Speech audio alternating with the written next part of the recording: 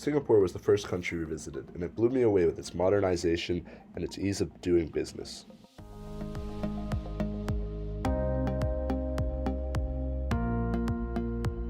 One of the first companies we visited was PTP, and it was interesting to see how quickly a small port had turned into a full-blown town with a police force and even its own jail.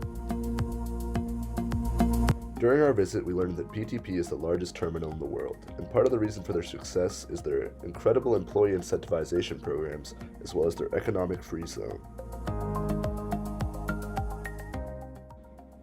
During our time in Singapore, we were also able to see some of the cultural sites that included the Chinese market.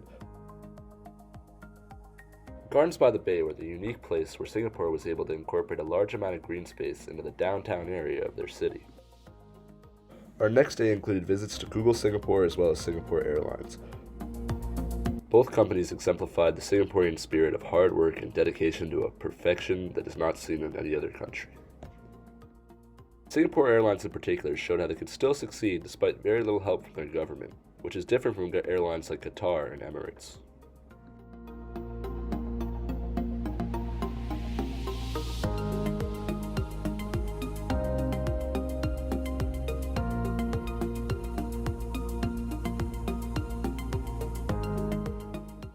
Vietnam was a harsh contrast from the cleanliness and order of Singapore, but the people still showcased a resilient spirit that I don't know if I'll see in any other country in my life.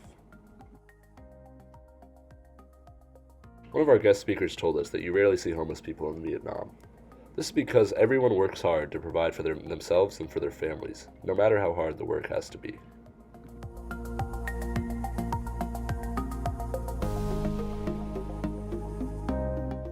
During our visit to Samsung, we were able to see how business is advancing in Vietnam and how quickly technology is making its way into the once rural country.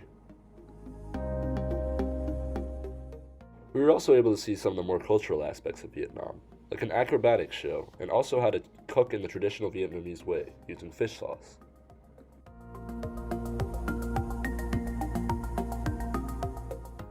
The Vietnamese people's response to the war is a great example of how resilient and how quick to forgive they really are. Despite the numerous atrocities committed upon the Vietnamese people by the American military, there didn't seem to be any animosity towards Americans in any of the places we went.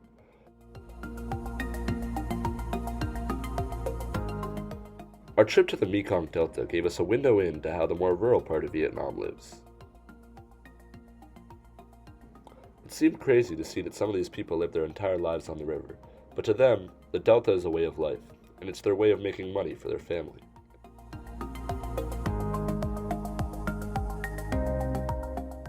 Chiang Mai was one of the most culturally interesting places that we visited on the entire trip. The treacherous hike through the jungle was all worth it when we came to the village where we were accepted with open arms by the villagers.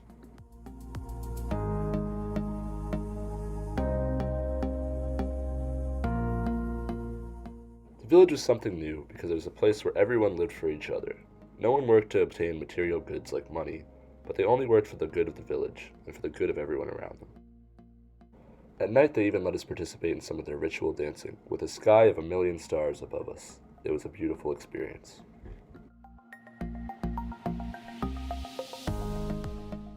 The following day, we were able to visit an elephant sanctuary, and we were even able to bathe and feed the majestic animals.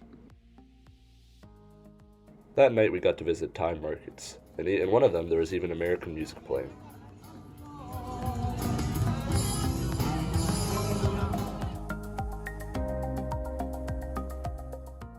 The market was full of vendors who sold handmade goods and were always willing to negotiate prices. In Chiang Mai, we were also able to visit a Buddhist temple and given a lesson by a Buddhist monk himself. I had read about how important Buddhism was to Thailand before the trip, but I didn't realize that the people actually fed the monks and that Buddhism was a way of life as opposed to a religion. During our time in Phuket, I was able to go scuba diving for the first time, and now I plan to get my certification so I can dive with my brother in the future. We were also able to explore some beautiful islands that were nothing like anything I had ever seen in my life. One of my most interesting exchanges of the whole trip actually happened when I was talking to the person who was rowing our kayak. The man was older and spoke little English, yet he would like to point out all of the most interesting parts of each island.